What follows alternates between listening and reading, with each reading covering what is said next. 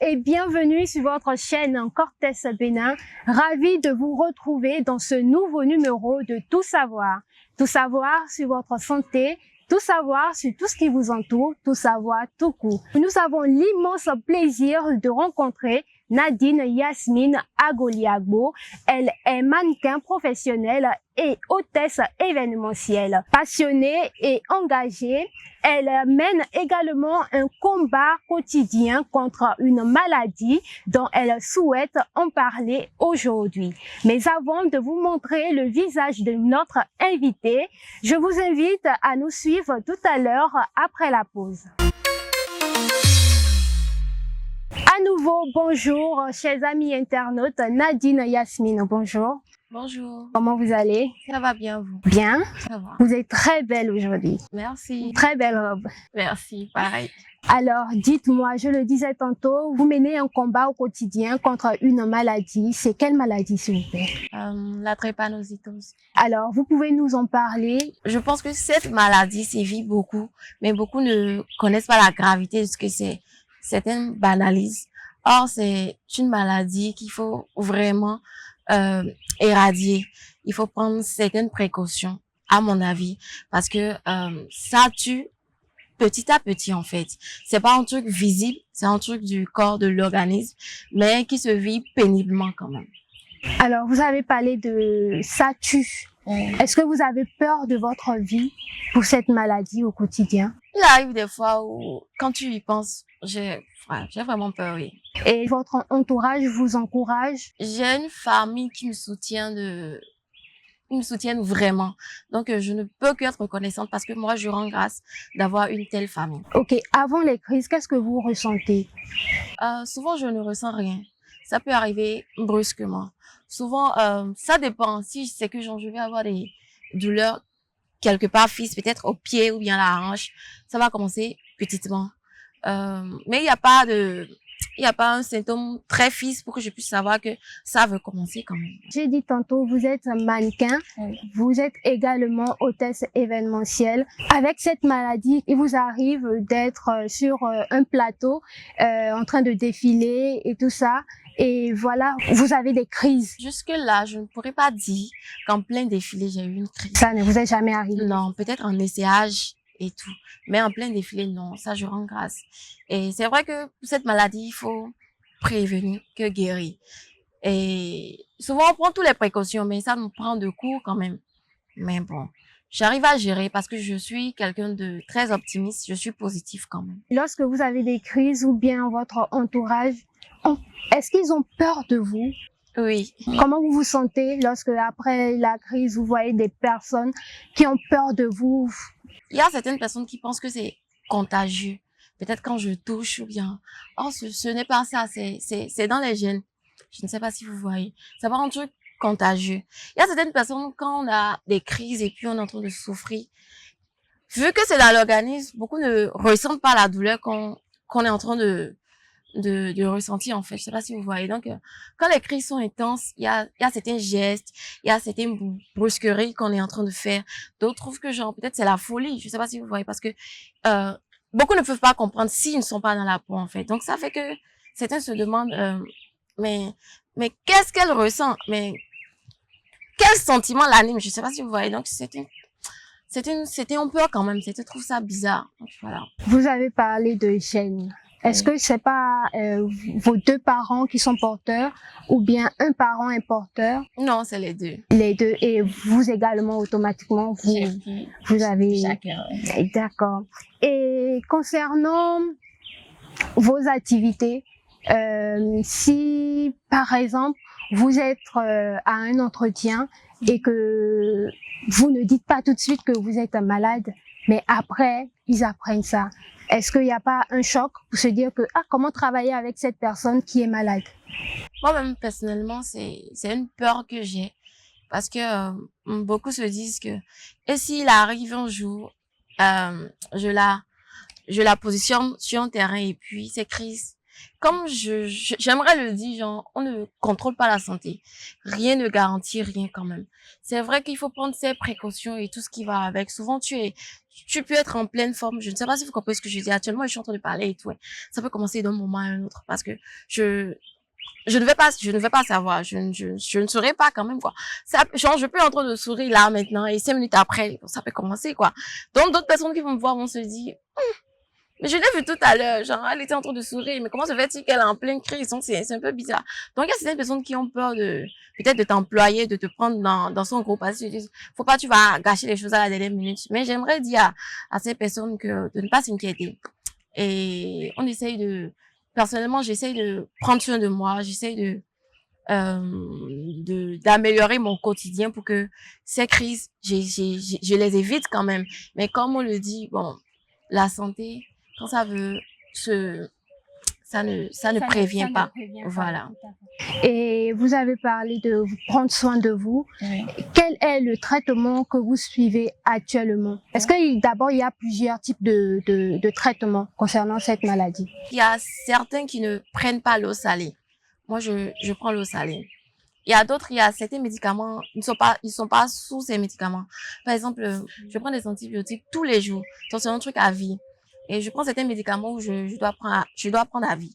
Donc, l'eau, là, c'est vraiment essentiel. L'eau, là, c'est la base pour nous quand même. L'eau salée, précisément pour moi. Lorsque vous êtes là, soudainement, vous avez une crise, comment on doit gérer, comment on doit être avec vous? Pour ça, il faut être patient. Parce que il faut vraiment, non mais vraiment la patience pour être auprès de nous. Et quand les crises commencent, déjà, on n'arrive pas à expliquer. Moi, personnellement, je n'arrive pas à expliquer, à vite énumérer le mal. À dire, c'est tel part qui me fait mal, je ressens telle chose. Peut-être la personne qui est en face de moi va se sentir frustrée, il va se dire, mais elle ressent un truc, mais qu'est-ce qu'elle a? Pâle, je sais pas si vous voyez. Moi, personnellement, quand ça me commence, je n'arrive pas vraiment à respirer. Donc, ça fait que je perds mes mots. Vous voyez. Donc, celui qui est en face de moi, genre mon entourage, s'il n'est pas patient pour comprendre ce qui m'arrive, il ne peut pas, je sais pas si vous voyez. Donc, il faut la patience. Il faut vraiment de la patience. Et il faut aussi du temps. Je vais prendre le oui, c'est vrai. Il faut aussi le temps. Parce que si tu n'as pas le temps, tu ne peux pas t'occuper de celle qui est malade. Donc, quand je suis en pleine crise, peut-être, et ceux qui sont autour de moi essayent quand je suis trop encombrée, moi-même, personnellement, ça me dérange. Je sais pas si vous voyez, parce que j'ai besoin d'air. Mais pas pour autant pour trop me faire truc là, quoi. Je sais pas si vous voyez. Donc, la patience, c'est la première des choses. Oui. Et je ne sais pas, mais c'est un peu les on dit, on a dit. Lorsqu'une personne a ces crises, on ne touche pas parce que, soi-disant, on va aussi la voir. Est-ce que c'est vraiment, c'est totalement faux ou bien? C'est totalement faux. Et j'aimerais profiter pour dire que c'est pas une maladie contagieuse du genre, peut-être quelqu'un s'est blessé et puis l'autre touche son sang et puis ça se transmet. Non, c'est pas comme ça. Je ne sais pas si vous voyez, s'il y a deux individus qui ont deux gènes de peut-être AS, ils ont des génotypes comme ça. En temps normal, normalement même, ils ne vont pas rester ensemble. Parce que une relation voilà, si tu as une relation sérieuse depuis dedans, tu fais un enfant qui est SS, c'est un problème pour toi. Je sais pas si vous voyez. C'est pas que je dis que ces enfants sont des problèmes, non. Mais genre, il faut être pleinement conscient. Et j'en profite pour dire, je préfère sincèrement que nous évitons le mal. Parce qu'il y a certains parents qui se disent que il y a l'amour. Je ne sais pas si vous voyez que l'amour est là. Voilà. Et il y a l'argent parce que déjà de base avec cette santé, il faut avoir de l'argent parce que c'est une dépense. Non mais c'est une dépense vraiment quoi. Donc il y a certains parents qui acceptent comme ça pour ceux qui se disent que genre si l'enfant vient, on va gérer, on va faire comme ça. Mais ils oublient que c'est un mal, ils font à l'enfant.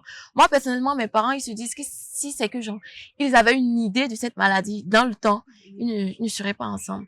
Mais moi, je suis contente qu'ils sont ensemble et on m'a mis au monde, donc voilà.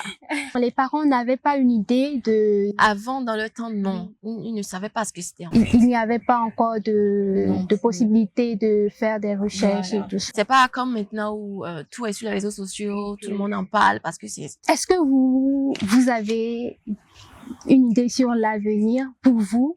Des enfants, ne sait jamais. Moi, je vise loin. j'ai beaucoup de rêves. C'est vrai que j'ai cette maladie. Souvent, ça me fait peur, faire des enfants. Parce que, déjà, trouver un AA, celui qui n'est pas porteur de ce gène, je veux pas dire que c'est difficile, mais ceux-là même en question, les prévient, on leur dit de ne pas rester avec ceux qui ont cette maladie. Donc, je me demande après, genre, comment ça va se passer? Si c'est que tout le monde va nous éviter. Mais en tout cas, personnellement, je suis positive. Je vais trouver ma part quand même. Et Dieu fera, vous allez trouver votre part. Alors, on tend vers la fin. Est-ce que vous avez encore des mots à partager avec nos internautes? Oui.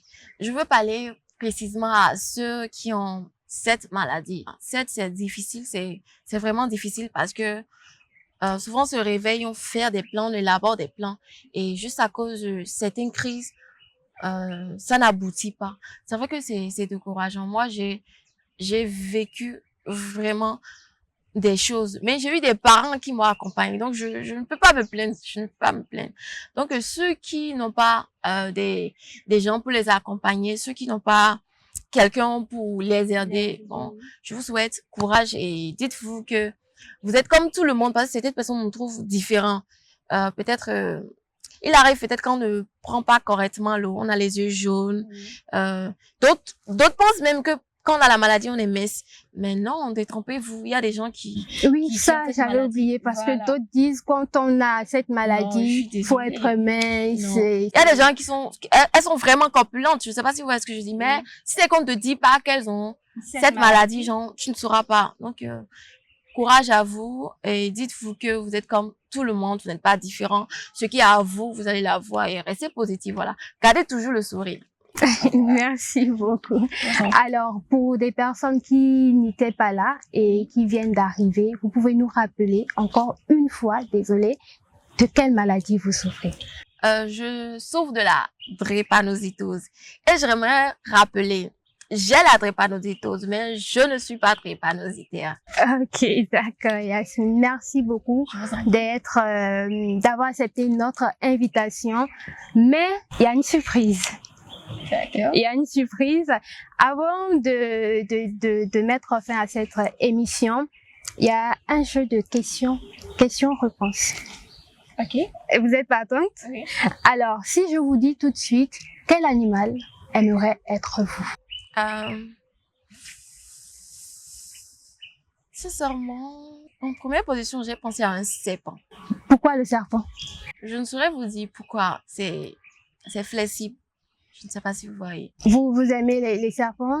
J'aime pas les serpents, je déteste les serpents. Je ne sais pas pourquoi, mais c'est la première chose qui est venue en tête. Donc, voilà. Est-ce parce que le venin, tout, je sais pas, moi personnellement, j'ai peur d'un serpent.